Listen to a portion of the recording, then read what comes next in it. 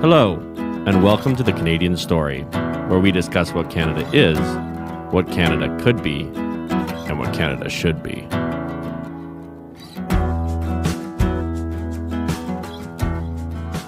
Well, we are already rolling. All right. Good. Eric Silveira, welcome to the show. How you doing? I'm well, thank you. Thanks for having me. Yeah, so give us a little bit of a background on who you are, what makes you tick, what do you love about yourself? Fair. Wow. Okay. I'd say I'm a pretty average dude. Grew up in Cambridge, small town here. I've made this home. Run a business here. Have a family here. Love this community, and what makes me tick? There's a lot of things. I mean, I work in the creative industry, I'd say. So creating content or video work, photography, it varies. And I think that kind of stuff gets me fired up. Making things, creating things. You're a builder. I'm a builder. Yeah, I think that's a lot of what I like to do. So entrepreneur, that kind of stuff gets me fired up and excited. So yeah, and I love people. Nice. Why don't you just go ahead and plug your company while Sure. we're here? Appreciate that. So I've got a small creative design business called Lucid Digital Media here in Cambridge, Ontario. And we do everything from graphic design, some web development, some video work, some photography work. So we're more of a creative production studio. So we've got lots of clients that come to us for, they might have a marketing manager or agency that they're working with, and we kind of do some of the work or the heavy lifting. So they've got an idea, we bring it to life is kind of how that goes. And then 3 years ago, we also started a co-working space. So the idea with that was, we were working in a, industrial strip mall and very uninspired space. And I thought, Right. man, we need more inspiration here. Yeah. That was it. And I thought, you know what, wouldn't it be cool to work in a spot we love and are inspired to work in? And then, so I started dreaming about that. And I thought, I started looking into co-working and thinking that was a really cool idea. And just the idea of bringing other people around. Because, getting inspiration from others is a huge part of what makes me excited and gets me kind of out of bed, where I get to spend time with other people, bounce ideas off of them, grow, and they challenge me on stuff. And that's just, I love that. And I wanted to build a spot that could facilitate that, actually. So that's what Galt Collective has become. So we've got some offices, we've got some community members, we'll host events, that kind of stuff. And is that where you're moving, Zach?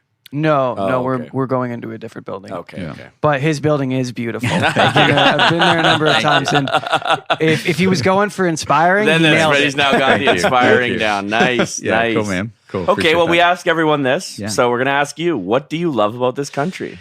Yeah, I was thinking about that before this chat, and there's a lot that I love about Canada, no question. And I think if I had to narrow it down, I think I would have to land on opportunity and freedom.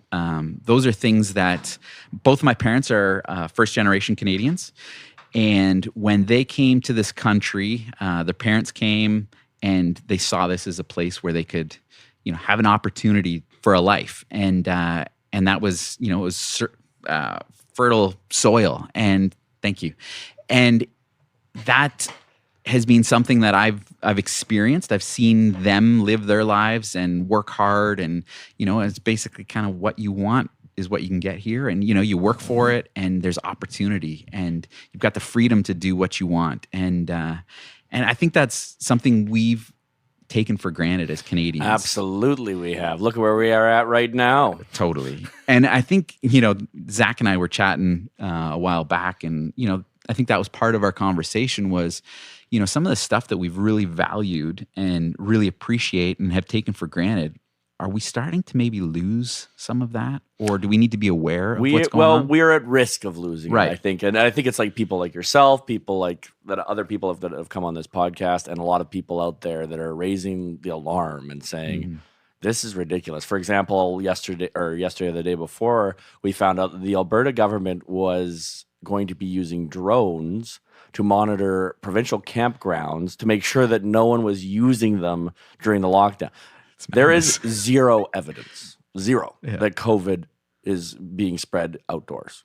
Right? Like there's a lot of studies that, in fact, it seems like it isn't spreading at all outdoors. In fact, Alberta had a rodeo of 1,500 people, like in protest, the end of the lockdown rodeo.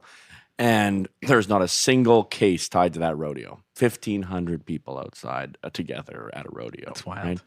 And it's like, okay, so we've lost the plot. Right. Why did we lose the plot? Yeah. What do you think? What do you think's happened? Yeah, I mean, I think a big part of that is we live in like a safety first culture, I feel right now. So, absolutely. I mean, we put safety as our number one priority. So, if there's a risk, if there's a chance that something's not going to work, if there's, some danger or whatever, we try to insulate everybody from that. As a population, I feel, and I think the government steps into that. I think parents are doing that right now too. I mean, I see that even raising our kids. It's like, there's a lot that I know that I can save you from, and so I need to do that as a parent. Please listen to me. Yeah. But there are going to be some things that I need to let them experience or go through that might hurt or that might not be safe. Right. And I just feel like, when we start going down that road, then we lose responsibility for ourselves, and then someone else has to take that. There becomes almost a sense that, well, the government's there to protect me or to, take care of me and provide for me, which I don't agree with that. I don't subscribe to that at all. I don't And I believe in think, that at all. COVID, No. I feel like is a great example of that. I mean, COVID's a real thing, and, it's, affected a ton of people. But there needs to be a personal responsibility end of this, that we make decisions for ourselves. We decide what we feel comfortable with or not comfortable with, and to think that the government can fix this or stop this is, I think, a little crazy. Yeah, I just finished a podcast with our other cousin Luke that I have another podcast with and he has another podcast called The Liberal Soul, the classical liberal idea, liberty. Yep. Like liberal is founded on the word liberty, which is obviously a bastardization of it now. But John Stuart Mill came up with this idea saying individual freedom is more important than anything else. And that was the foundation of what we now know as the Western world and democracy. And democracy is the form of government that is founded on the idea of individualism. You can't really have democracy without individualism. And I find it interesting, just like you said, and it's so key, is it's like, if security is our sole goal, individual freedom is impossible. Totally. Right? Totally. So how do we get out of this? How do we get away from this? Well, and and then it spins into other things where you talk about like social media and stuff, and even mainstream media and what they allow or don't allow, and freedom of speech and stuff like this, because we want to protect people and we want them to have what's right. Well, who's the arbiter of what is there right? You go. Right? Who's the arbiter? This is where it gets really slippery to me. And, Zach and I were talking, like, we got to have these conversations. And I feel like we're getting lulled to sleep in some ways, where it's like, well, let's just sit tight, or let's, it'll get better. It'll get better. Yeah. And our will to kind of like work through this stuff or do the work of trying to figure it out is hard work. And we're trying to kind of like offload that, right? Yeah. Can you dig into that more? How do you see that offloading happening? I mean, I feel, or I see, I think, going back to COVID maybe, where it's like, okay, I'm going to sit tight, I'm going to hunker down, you tell me what to do, and you're going to provide for me so I don't even have to go to work, and you're going to provide me with CERB or whatever. That's great. And like, okay, so are we good to go back to work now? Or, where it's like, okay, I think there needs to be a way for people to be industrious and to be innovative, and like, okay, here's the plot's changed. We got this thing we're up against. We gotta work through it. We gotta figure it out. And we're not fostering that, because it's like, oh, here you go, right? And again, like, it's such a tough one to, like, I don't have all the answers for this by any means. No, this is a conversation. None of us have the answer. But I think like you said, we have to have the conversation. We have to have the conversation. And so, yeah, I mean, I think, does that answer the question? Yeah, I think that does answer it. And I would go a bit further with what you said, in that I think that if there's this old way of thinking about things, that if you don't have discomfort, right, then you cannot have growth. Right. Like a plant that is growing is not a comfortable thing. Totally. Right? A human who's seeing growth. I mean, when we're going through puberty, our voices are cracking, our emotion, we're awash in emotions. For like sure. life is nuts, right? But that's growth. And you have to go through that phase. You do. And I think there's something so valuable about going through that and going through the pains of learning something, failing at something. I look at the education system and it's like, well, no one can fail. Are you kidding me? Yeah, like you're going to fail in life. The very best place to fail is in a school where you have the safety net around you and it's not for keeps right now. Like, where we're sending people out, they haven't failed at anything. We send them out into the world and now they fail and it's like, no, this really hurts and it's real. And now you're like so far down the road that it's like, I feel like we got people struggling with anxiety and depression and whatever. Like, we're creating that. Yes, we are. Right. Because we're not teaching people how to have strong minds anymore. And we've talked about this ad nauseum, but I want to bring it up with you and get your thoughts on it. We live in a society that worships victims, that says victims are our highest form of being. And they're the ones that need to be protected. They're our saints now. Yeah. They're the people we worship. They're the people that we bend over backwards to protect. When do you think it became a thing of value to be a victim? Man, I think it's a great question. I think it's kind of what we've been dancing around where, we've almost encouraged it. And it's like, instead of like, hey, that was tough, here's how you work from that point. It's like, oh, okay, that's hard. Let me do it for you or let me help you through that. And I mean, there's stuff that's gone on in history that we need to deal with, no question. Oh, absolutely. No question. But what is the most helpful thing to do for people, right? And, I talk to a lot of people and it's like, well, this is, the loving thing to do or whatever. And it's like, okay, have you ever thought that maybe the most loving thing to do is to tell someone the truth or to help someone forward instead of just saying like, hey, you're fine the way you are? That might be the most unloving thing you could say to somebody. Not that you're saying you're not fine. They know they're not fine in a lot of cases. You know what I mean? Yeah. And it's like, okay, like, could we not say, I know who you are. I love you. But I want to see you grow. I want to see you develop. Instead of just saying like, okay, here's who you think you are, and we're going to affirm that and just leave you in that spot. That's terrible. In fact, we're going to put you in this box now. Totally. Of this is who you are. Totally. Based on things that are entirely out of your control. Totally.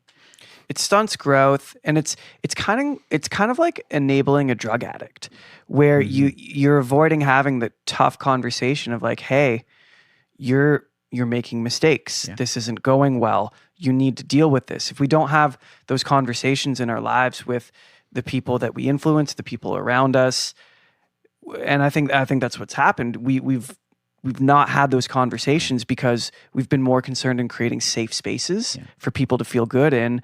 And now we have a whole bunch of safe spaces, but we don't have people who understand how to weather failure, and weather the consequences of something not coming through emotionally or just in their everyday lives. And I think that opens the door for a government to then step in and say, we can take care of you. Because it's such a relief. Let's not get this twisted, right? Government wants that. Right. Yeah. Like I've spent the last 15 years of my life, 16 years of my life now studying this, living it, working in it, getting people elected, being disappointed by our politicians for 16 years now. And I will say this. Sounds amazing. The state is not our friend. Right? The bigger the state gets, the worse it gets. This is a universal truth. Yeah. Right? I had a recent conversation with a close friend or someone that's become a really close friend. And she made the revelation that she's like, the government is basic, like they're not there for my best interest. Like they're trying to make things work and stuff, but like they're not concerned about me, this person. Well, they can't be. I mean? They can't be. Literally, their job is not to be, right? Because it has to be according to John Stuart Mill, the best for the best number, the highest number. And this is something that early in COVID, anyways, my wife and I were batting this around, and we kind of all these conversations all circled back to this idea of scale. And this idea that we've built this world on scale. We've been told that bigger, better, faster is more economical. It's the way forward. It's the best way to do things. And having more stuff will make you happier. All that. And that's what we've been fed. And that's what people, I think, to some degree believe. But we can't do this anymore. No. And we've built this machine that requires so much to keep it going now. There's so much momentum behind it that we need to have a serious look at maybe big isn't best. Maybe, I'm 100% a believer in that. Yeah, maybe we need to scale this stuff back. You look at, social media. Can you manage that many friends on social media? Should you care what thousands of people think of what you're going through? The answer is no, right? In case anyone is curious. Right. With the one exception that I think that if you're doing something like music or politics, getting your message out to a broader audience, but if you're treating them as friends, social media should never be taught as your friend environment. Right. It should be, you're going to broadcast your desired image. And a lot of people are like, oh, that's bad. You're fake. Yeah. No. Always and at any given moment, no matter where you are, you're broadcasting an image that is going to be imperfect because you know everything about yourself. Right. And the person interacting with you only, for example, I just met you. All I know is that's the only information I have is the image you're broadcasting through what you're wearing, through how you carry yourself, through how you I'm talk. wearing clothes, yeah. And all of that to say, we shouldn't bash the idea of not being fully known. Right? Because that's impossible. Right. But people become consumed with the image of other people that, again, they don't know. Right. And here's, one of the other societal issues I think with that is that so much of the struggle or the challenge that we're all kind of trying to figure out is so nuanced and so specific, so granular for us personally that, to wade into some of these heavy conversations, there needs to be a bit of a rapport and a connection where it's like, hey, you know what? I know Zach. Zach's a good dude, and he has a different opinion. You know what? He's not a wicked, evil dude. He's a nice guy, and that, I don't understand that. And so I need to talk about that. But I'm coming now from a position of I kind of know openness Zach. too, it's openness. Right? Yeah. And it's not it doesn't have to work for everybody. It's between us, this conversation, and it's nuanced and it's, interesting and hopefully enriching and growing and, challenging. And we work through that. But, we're not coming at it from this I got to present this polished image that it's going to be acceptable for everybody. Because that's not life. No. Oh, there's so many good things in there because it's about having the conversation, which is something that we've touched thematically on the podcast before. We have to have the conversations with people we agree with people we disagree with. And I feel like society has bred this scenario where you can't associate with people that you don't agree with on every level. Right. If they have a different opinion, then they're over there and you're over here and you guys are two different things. And then you throw on top of that this cancel culture thing that is happening. And it is, man, I don't know if it's intentional or not, but it is eliminating our ability to learn from each other. And when a society is having the conversation and learning from each other, we are growing and getting better. And that is not being fostered in what we see today. Right. And that's a huge, huge problem. Just on that point, I think the reason that that's happening is we have shifted from individualism to group identity. Yeah. Right. And that is the most dangerous thing you can do. Why? For a couple of reasons. But the first is a group identity is reliant on dogma. Because groups don't exist. Right. Right? They are fictions that we create, just like the state, just like all of the like a religion. I'm not saying all religion is fiction. I'm just saying we create these stories in order to navigate our worlds of meaning. But if the story is this is who I am based on this external signifier that I share with others, then there will always be oppression. Because if the individual is not the cornerstone of reality, if a group is, whether it's LGBT, Black Lives Matter, or it's Christians, or it's white supremacists, whatever it is, if your identity becomes as being part of a group as opposed to being an individual, society has lost the most beautiful thing it has. 100%. 100%. I mean, I couldn't agree more with that. And that's what is so scary to me right now, where I see this stuff. You know, you take LGBTQ. People are identifying, like, this is who they are presenting as, this is me. That's not you. No, exactly. That's your sexual preference orientation. Like, that's not you. You're more so than that. Much You're more so than that. much more You're than so that. much more than that. Your sexual preference is a piece of you, but it is not the 100%. defining factor of It you. shouldn't be the defining factor, but for now, a lot of people, like you just said, it has become that. And I'm shocked by that. I'm like, don't you want to be more? Right. You Like, totally. like don't you want to have nuanced, interesting conversations about all of the many things that are out there besides sex? Right. 100%, right? Like, sex is awesome. Don't get me wrong. We all love it. But like, I'm sorry. Our culture is soaked in sex. Yeah. Sex is everything. What you even think of your own sex. Right. Right? Why? Right. Great questions, right? And, you know, I think kind of one of the things I wanted to interject a while back was I've been starting to hear rumbles of people talking about the idea of forgiveness. Oh, yeah. And Thank God. Thank God. Yeah, 100%, man. Yes. Because like that to me is such a missing element right now. There is like, it's cancel culture. It's just like, you said this, boom, you're done. There has to be a way forward. And I truly believe the only way forward is through forgiveness. And there it is. man, we need The that. only way forward is forgiveness. Well, but like, that's the title of the cool. episode. but that's the thing, man. Because I don't have it all figured out. I'm gonna fail. I'm gonna get it wrong. But I need to have a way forward from that, right? Well, this goes back to what you were saying earlier. Failing, allowing yourself to fail and forgiving yourself for failing is something we don't do anymore. Totally. Right? And it's not just about forgiving other people for heinous things they've done or little things they've done. It's about forgiving yourself. Yeah. Yeah. And I mean, that's going to limit you from trying things because you're scared to fail, you're scared to be canceled, you're scared to not succeed. And so you're putting this limiter on yourself even. And so like we need a mechanism for forgiveness, I think, and people need to offer that to people. And you know, it's so critical, man. So critical. I couldn't agree more because I think it's the critical thing. And how can we really have forgiveness? Honesty, right? If I've harmed you, you have to honestly come to me and say, look, you've hurt me. Yeah. But then a lot of people are like, well, unless that person is really sorry, I won't forgive them. Right. No. Right. Once you've had that honest Yeah. conversation, you said, you hurt me. Yeah. You can hold on to that hurt. Right. Totally. You could just be like, oh, that Totally. person hurt me. Fuck them. Yeah. I hate them. Yeah. Or Right. you could just forgive them. See, that's the beauty of forgiveness. If you forgive someone, Yeah, man. it doesn't matter what they do after that.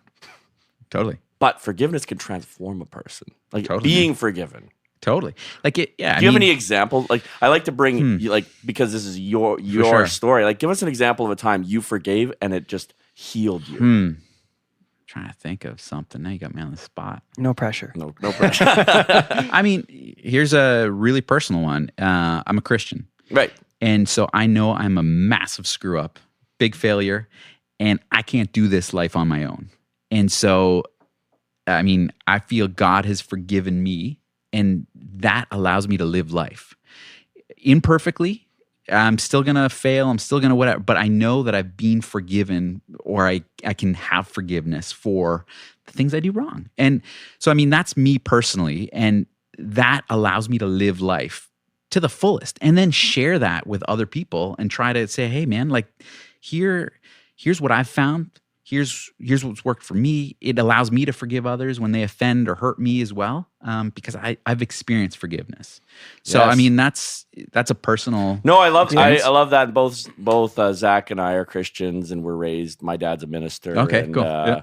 We've obviously I went down my own path, and I'm in no way claim to have like lived. But I want to get into what you just said.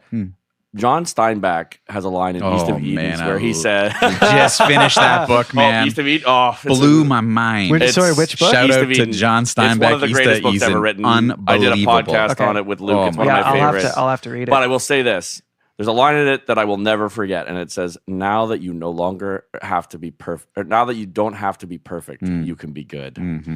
And that Amen. is the problem, is everyone is being told, even on, and social media plays a big role in this. We have an epidemic in North America of preteen and teenage girls doing self-harm and killing themselves because they're not perfect. Right. And that's such And an you cannot unfair be good standard. if your goal is perfection. Yeah. And I want to. And who's defining perfect? Well, this is the thing, right? Yeah. The aggregate. Yeah. Right. The likes. Right. The mob is defining perfect instead of the eccentric, the interesting, the individual. No, and now it's like, oh, you have to be this thing to be perfect. It's complete BS. And furthermore, if your demands on yourself are perfection for your society or for yourself, you will be evil because you will now say every end justifies the mean, or every means is justified by this perfect end. Right. Well, I mean, not to drag something really, really dark into it, but that's how something like Nazi Germany was allowed to exist, by thinking like that. Or communist China. Or communist China. Or the communist Soviet Russia, Union. you know? I Or want the Khmer Rouge. to touch on this forgiveness thing again, because I think there's a nuance we need to bring out. Not only do we need to forgive other people, but we really, really, really, and we've kind of touched on it, we really need to get better at forgiving ourselves. Yeah. We really, I need to say that again. We need to get better at forgiving ourselves, because anytime I'm in a place where I can forgive myself and I allow myself to make mistakes, one, I make less mistakes than I think I'm going to make. Yep. When I do make the mistakes, I care less that I made them. And when I'm honest about them, maybe I'm just a really lucky dude, but there's a community of people around me who are like right on board to help me through it. And that's how we dig out of this weird mess that we're in, by forgiving other people and forgiving ourselves. And just like grace, you said grace, man.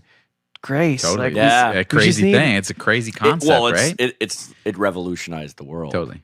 Right? In fact, part of why we're here in this victim culture, this is my theory anyway, part of why we're here is actually grace. And the idea that it's like weakness is not evil. And all of these things, it's like the least of you will be raised up, right? There's a lot of post-Christian, because we're in a post-Christian society. Christianity was the foundation of Judeo-Christianity. We're post that now. Now there's the remnant, right?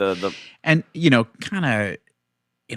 bringing that into this conversation, like, I think that's one of, going back to why I love Canada, is like, we've got this freedom and this opportunity and stuff here, and like, we can't kid ourselves that was founded on like Judeo-Christian values or a Judeo-Christian ethic, I think, and like it's comes with some detractors and stuff as well. But like, I mean, we got such an incredible foundation here, and we're starting to tear away at that foundation to our own detriment. And that's very concerning to me. And I mean, that's something that I'm very interested to explore more. And I feel like we have done such a piss poor job of teaching history. Oh, yeah. Nobody knows history understanding, what actually happened to bring us to this place in time, and how we got these freedoms and these opportunities. And man, we've just thrown some of this stuff out, and that's not important, or it's hard to work through, or, it's messy or whatever. It's like not a good enough answer to me.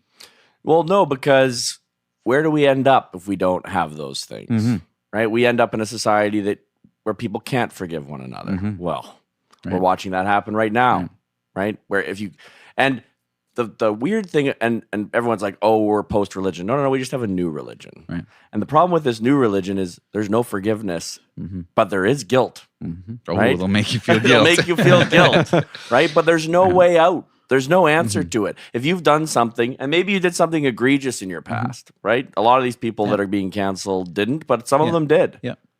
Well, if we can't forgive others, how will we forgive ourselves? And here's the other part I think that's important with grace that we were talking about is, like, you're not actually hurting the person that you're not forgiving.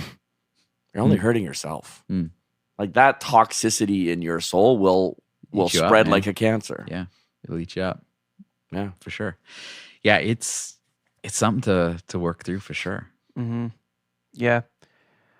We just had recently a guy on who was has just longed to come to Canada ever since he spent, I think it was 4 years here or something along those lines. I think it was 7. Yeah, he spent kind of his childhood after like your young childhood here, and he's now spent, I don't know how many years, but many years trying to get back because he loves this place so much, and he lived in Argentina for a number of years, and I'm just blown away by the fact that most of our education is teaching our children how awful this country is.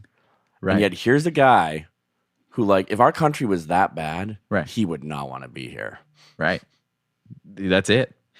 And like, that's crazy to me, right? Where it's like, yeah, when you hear of what our kids are learning or what we're hearing in the news or what is being put on us, yeah, like, again, there's stuff we got to figure out, but we got it great. Like, it's amazing. Oh, it's so incredible. Good. It's we have incredible. so much to be thankful for. Totally. And that we just continue to push the negative aspects of what we all appreciate. I mean, that's one of the other funny things to me about this is like you can throw stones, yet you're in this position to be able to throw stones, right? Like, you know what I mean? Like you've got a platform to throw stones. And it's like, hold on, like you're standing on the backs of others that have given you this opportunity and this freedom. How dare you chuck something at what they've worked for and just blow it up? Like, you know, one of the things this is a Jordan Peterson thing, I think, but like the idea that like, okay, you can criticize something, but you better have a solution. That's one of our rules on our podcast. Clean. What is the chapter? Clean up your room before you criticize the world. Yeah. Or in the words of Jesus, you know, get rid of the log in your own eye before you get the speck out of your brother's eye. Totally. And like that's something that like it's so easy to go, well, I hate this or I don't like that. I don't agree with this. Okay. Yeah. What's your solution? Yeah. How do we move forward and if your solution is, well, I just don't want any of those people to have power, then we know what this is. This is Marxism. Yeah. So, I mean, that's another thing that, man, like if people could realize the cost to get to where we're at today, unbelievable. Oh, it's insane. Insane. The vast majority of human history has been misery. Totally. And we're living in this unbelievable dream, really. Like, I mean, it's incredible. Yeah. So, man, we cannot let so this crumble. Guy that we had on again, I just really enjoyed it, so I'm going to keep bringing it up. But he literally said, he's like, he was describing Burlington to people in Argentina, and they said it sounds like a fairy tale. Burlington, like, I mean, I'm sorry, I mean, I don't have any special love for Burlington, and no negativity towards it either. I'm just Sunshine like, Donuts is down there. It seems like a pretty average Canadian suburb, and he's describing it like it's paradise. Right, it is paradise. Totally. It's perspective, right? Yeah, and we don't even know it. Mm-hmm. Totally. No. Perspective changes a lot too, right? When you're talking about, you know, we've got several generations now that have grown up in this. So this is what we know. This is what we think is normal. This is what we feel entitled to. And, you know, how do we make this better and whatever.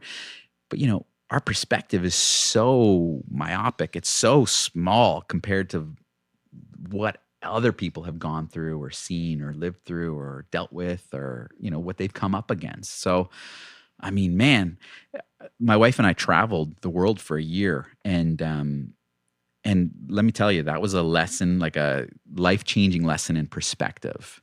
You know, up until that point, I'd done some traveling, but I'd thought, you know, we live a pretty normal life, and this is kind of, I bet you most of the world lives like this. Man, alive. No. We are the smallest creme de la creme. We're like 100%, man. You're born in Canada, you are the 1%. We think this is normal. This is not normal. And I mean, yeah, we're so fixated on our little world and our little piece of it and think that, you know, it's crap. It's not crap.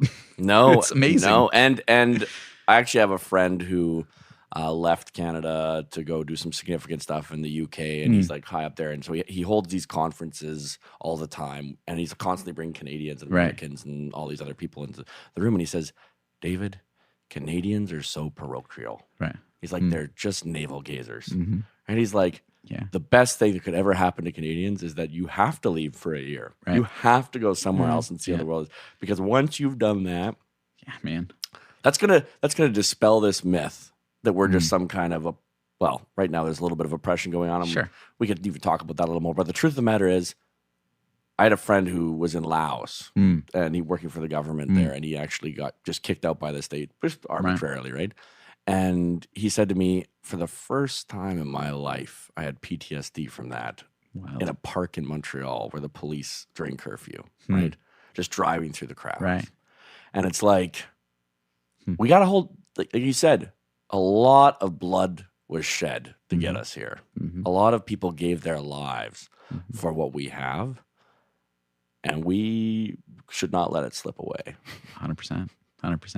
And I think, that's something that Zach and I were talking about is like, so with that knowledge, what do we do? How do you do this, right? And I think it kind of comes back to the scale thing where it's not the way of the world, but it's these conversations that you need to have with people. It's going out for a beer with somebody, sitting across the table, talking about this stuff. It's having people into your house and for dinner and just basic community kind of things.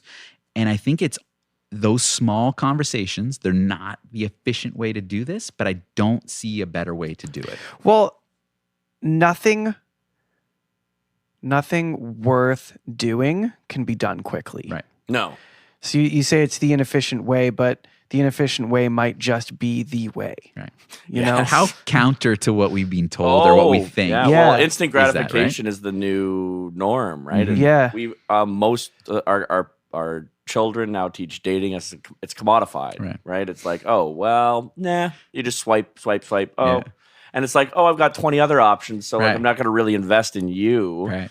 And not just that, but everything is that way now. Oh, I'm hungry. Uber Eats. Totally. Oh, I don't even have to work to go get it. It's like, it's crazy, right? Like, there's so much, man. We could go on for hours. But yes. like the idea that like there's value in working for something too, right? Well, like where it's not easy, it's hard. And there's something about the process and the struggle and the challenge that's so much more rewarding when you finally do eat that thing that you would have got on Uber Eats or whatever. Yeah. It's like, no, I had to go out and then I actually talked to this person and I had whatever and I had this conversation and, where that led took more time and that was annoying, but, that person needed help or what. Like, I don't know. But it's like, man, there's something in the struggle that's so valuable. The best things, the things that I cherish the most in my life have been the hardest fought for.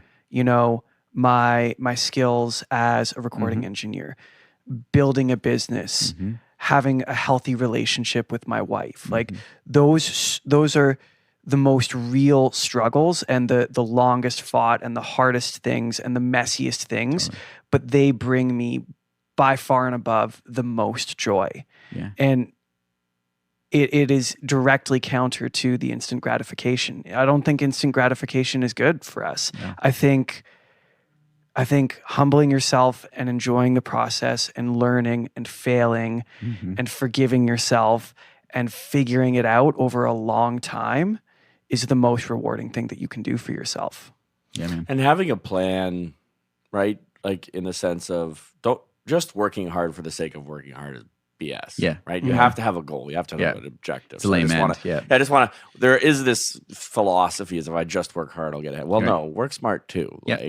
Like For sure. And be more than just about work, right? Like be in it for the ride and the the experience of the process, right? Where, if someone's so focused on I just got to make money. Oh yeah. You know what? Why don't you make money and be a great person and invest in your community and your family and stuff along the way, man? Yeah. Like, I'm sure you're going to get to the end of that life far more. That's a better fulfilled. life. Yeah, exactly. Far more. Exactly.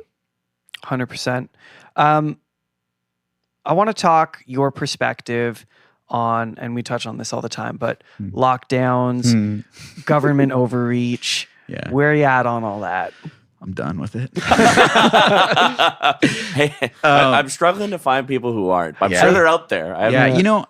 It's funny, right? Like I talk to a lot of people and I get the same sense. So I'm like, who are these people that are for this stuff? And I understand there's a significant health challenge hanging in the balance and we're trying to balance that out. But I mean, when we're starting to affect people's mental health by locking them away. We're made for community. And when you start locking people away and isolating people, that's not good.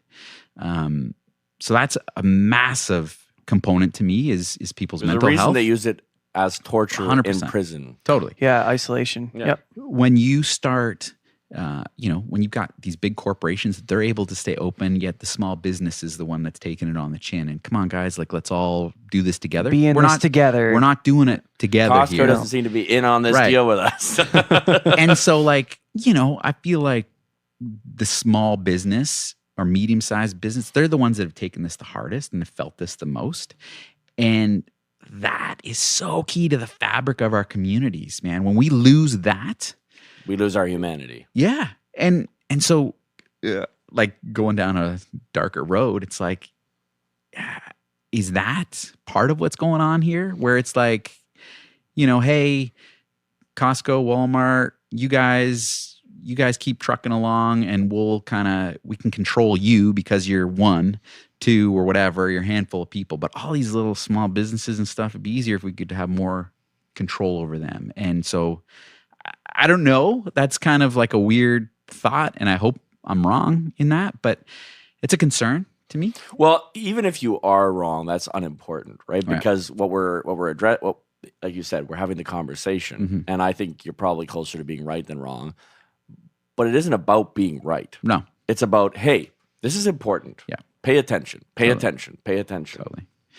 And it's not, all you have to do is take a quick look at the situation and see that the lockdown measures have created a severe erosion of middle class life. For sure. Oh, yes. Like there's no question about that. Sure.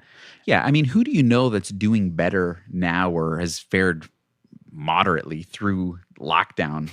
Nobody. Zach's like myself. Okay. But I mean, there are some people for sure that are good on their own or that, for me, it was an opportunity for me to dial my life back. I was like, I'm running hair on fire all the time. Like that's kind of how I lived my life. And this was a great opportunity for me to go like, oh, okay, hold on. Maybe I got some stuff out of whack. I need to rein that back in. I need to choose what I'm doing instead of just doing what's urgent. And, so that's being positive. But I feel like we've reached a point, though, where those lessons hopefully have been learned. If you haven't learned them yet, you're not going to learn them. You're not going to learn them, yeah. But now we're at a point where the harm that we're causing with these lockdowns, I think, goes beyond the benefit. Well, and this is the question, and we're running out of time, I guess, here, unfortunately. Yeah. Oh, no, what do we have time? We're at 42 minutes. Oh, okay, sorry. All right. I thought it was 52. Trying to get me out of here now? No, I just for the Get outta here. for the listeners, it's just our little policy No, that we try it's not good. to go above an hour. But sorry, what was I? Oh yeah. So here's the thing: is like we're not even allowing a debate about the intangible costs of this because the only metric that's being used is cases, deaths, ICUs, and vaccinations. These are the only metrics. Nobody's even telling us how much mental. For example, CHEO has no more beds, and they're asking for more beds for youth with depression and self-harm. Right. Oh, really? Yep. I hadn't heard that. Nobody's talking about that. Yeah, Right? which is why I hadn't heard about it. 20 people from the same high school class in medicine have now committed suicide. Young wild, men, man. So sad. right? Because they see no hope. That's not being calculated. And I think, and you know what? I could be wrong. And Tell me what you think. I would be happy to be wrong. I'd be happy to be wrong. I think this is going to go down as one of the greatest public policy failures of our lifetimes. Yeah. And here's one of the other sad parts of this, I think, is nobody's going to account for it. And that we're going to move on and go, hey, you know what? Like that was really tough and we learned a lot through it. And we dropped the ball here and there and we'll do it better next time, but let's move forward. Well, I intend to make them pay. But I think there has been a real cost. Yeah. And part of, going back to the forgiveness piece, the idea that like there are still consequences. Oh yeah, even with forgiveness. Forgiveness doesn't mean you don't have to suffer the consequences of your action. No. And so that needs to be a real topic of conversation because like there have been people that have lost their livelihoods, lost their lives, lost family members. Like the cost has been real. And what do we do with that?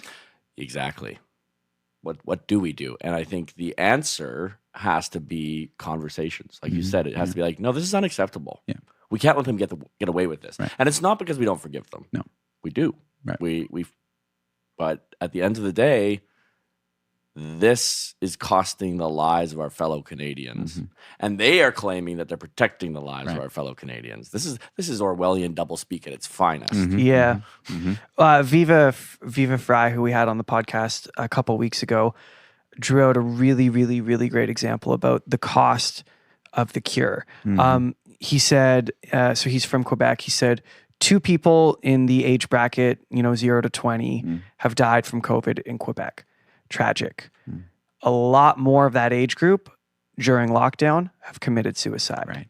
So yes, we need to protect people. Yes, we need to think about the sick. Yes, we need to create systems where those people can be safe. We need to do all of those things. Right. But there's no nuance to the conversation because we also need to protect young people who maybe, not to speak down on them, but maybe haven't developed the emotional intelligence to be able to withstand such a traumatic situation. These kids are losing their friends, they're losing their social groups, their structure, they're losing so much, and they don't know how to deal with that. And we're seeing real consequences. And that's as tragic as any COVID death. Yeah, 100%. Yeah. 100%. Yeah. Agreement. So we kind of talked about this over coffee when I was over at your spot. What do you think as private citizens? I mean, we talked about conversations, but what can we do? What is our role? How do we help ourselves and the people around us heal and move forward? I think I've done a lot of thinking about this, and I don't have the answer by any means. I've got an answer I think that I'm compelled to engage in. And for me, it's about painting a better picture. And I want to live a life that people look at and they go, wow, what's going on with that guy? Like my perspective on things or my the way I handle disappointment or failure or whatever, there's something different. And I want to live a life that's on display for people in the best way I can do it. So yeah, again, having people over, connecting with people, that kind of thing. It's like I want to paint a better story. I want to paint a better picture. I want to inspire people and challenge them and enter into those messy conversations and stuff and take the time to do that. But I think we need to paint an inspiring story, man, for people to get excited about. One might call it the Canadian story. Right. There you go. No, but I mean that's it, man. That's literally the purpose of this. So but I think what you guys are doing is awesome because I'm like, let's tell the Canadian story. Let's do that. Let's tell people how we got here, why we're doing this, and why we love this place. And if we're not inspiring people that way, I mean, then it's a pretty depressing, sad state of events, man. Like it's like, and I can't control you. I can control me. Or I struggle to control me, but you can at least try to control you. I can try to control me. So, I mean, that's something that's in my grasp of I can have influence that way. And I can work on me and I can hopefully, push that out. It's funny, like I've thought, man, is it too small to think like, hey, maybe I could get my life figured out a little bit. Maybe I could even help my family get their life figured out and maybe a couple close friends. Is that a big enough or a great enough vision for my life? And what I've been taught or told is like, no, you got to think bigger. You got to go, you got to have more influence. No. I'm okay with getting that stuff right or trying to get that stuff right. And then if I have opportunity beyond that and I get used or I can reach out beyond that circle, that's going to be my circle. That's going to be where I put my energy and time. And hopefully those people that I connect with will do the same and the same and the same, and that's how we make a difference. The only way change has ever happened. It grows exponentially like that. We have a phrase that I kind of coined near the beginning of this, which says, "A rising tide lifts all ships." I am the tide. Yeah. Be the tide. Totally, man. And I think when I think of it in terms like that, like when I look at the problems in the world, like whatever, I mean, BLM or whatever, it's like, I don't know what I can do to fix anything when we're talking huge scale like that. But I know there's some stuff I can do in my own life that will make a difference. There you go. So I'm going to start there. I'm going to do that. And then if I can do more, I'll do more. But like, let me get that working. Man, that's perfect. It's personal responsibility. It's accepting the burden of your own life and making something worth living out of it, and helping the people around you to do the same. For sure. And that's our way forward. That is the we way. solved it all, guys. That's easy. Well, Eric, thank you so much for joining us, man. Really quickly before we let you go, please let people know where they can find you online, your company, whatever you want to plug. Cool. Thank you. Lucid Digital Media, Instagram, Facebook, ldm.ca is their website. Galt Collective is the co-working space as well. So if anyone wants to check that out, again, Instagram, website, whatever. I'm not a big social media kind of guy, unfortunately. But neither am I. I dabble. But hey, thanks, guys. I really appreciated this opportunity. It's been a lot of fun and great conversation. Great conversation. Cool. And remember, everyone, forgiveness is the way. There you go. Thank you for listening to The Canadian Story. You can find us on Instagram and Twitter at The CAD Story. That's the CAD Story. If you enjoy this podcast, please share it with your friends and family. Let's work together to remind Canadians how great their country is.